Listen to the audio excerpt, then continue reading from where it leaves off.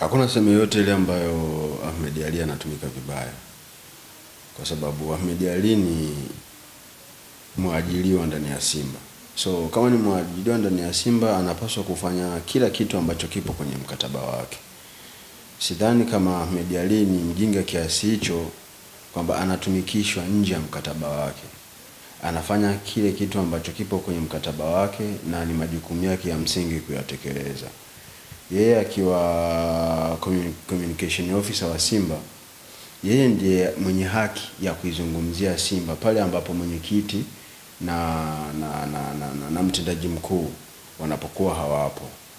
Hii mamlaka ya kuzungumza anapewa Ahmed Ally. So the project ya kuzunguka mikoani ya kwenda kutoa elimu kuhusiana na jezi feki hauwezi kuitenganisha na kitengo cha habari cha Simba, kwa sababu kwa kiwango kikubwa wanaenda kukutana na wanachama, ambao njia rasmi ya kukutana na wanachama au wanachama kukutana na uongozi ni department ya habari ambayo iko chini ya Ahmed Ally.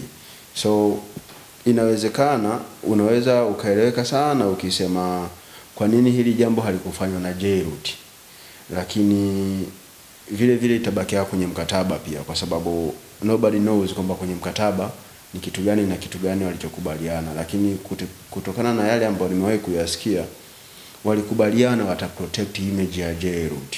So the best way ya kuprotect image ya Jairut ni kuhakikisha bidhaa zake hazihujumiwi. So hicho anachokifanya Simba cha kutembea mikoani kwa kumtumia Ahmed Ally ambaye ni idara ya habari, so yeye ndio anayepaswa kutoa informations za Simba.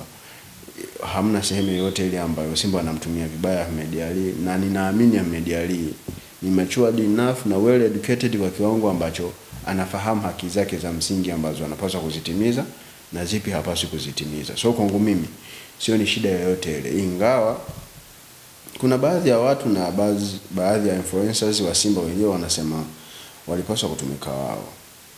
No, sio lazima. Na wala hakuna taasisi yoyote ile kwamba inalazimishwa kuwatumia influencers. Ni pale ambapo wanapokuwa wameona kuna umuhimu kuwatumia influencers. Hao influencers wamekuwa maarufu kwa sababu ya Simba, na haipo influencer maarufu zaidi ya Simba. So kwa Simba kuendelea kutumia brand yake na wafanyakazi wake ni sahihi zaidi kuliko kuwatumia wao influencers. Wangesema tungehitaji kuthaminiwa na klabu yetu walau na sisi tupate sehemu ya kupata kipato, ningeweza kuwaelewa. Lakini sio kwa kusema Simba inamkosea Ahmed Ally kwamba wao ndio walipaswa kuitumikia Simba. I mean kwenda mikoani kwenda kuitangaza hii elimu ya jezi feki kama influencers. Hao influencers sio watu rasmi walioajiriwa ndani ya taasisi ya Simba. Sasa watifu linatokea jambo ambalo linapelekea hasara, nani atalaumiwa?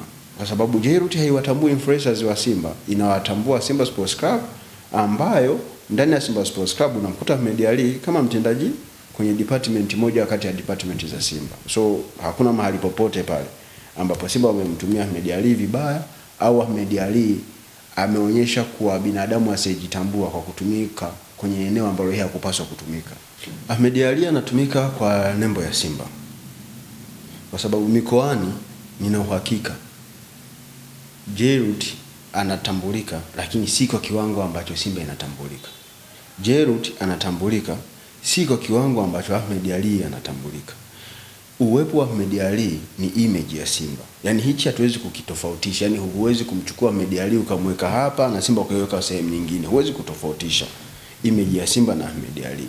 So for the time being ambayo yeye ana save kama mtumishi ndani ya Simba, hakuna namna yoyote ile anaweza akapatikana mtu mwingine yeyote akatoka public akawa ana influence mbele ya mashabiki wa Simba zaidi ya Ahmed Ally. Labda Mohamed Dewji peke yake, na ni kitu kigumu sana Mohamed Dewji mtu aliko aje azungumzie jezi. So kwa sababu ukiondoa Mohamed Dewji, binadamu mwingine ambaye ana mvuto mbele ya wanachama na mashabiki wa Simba ni Ahmed Ally.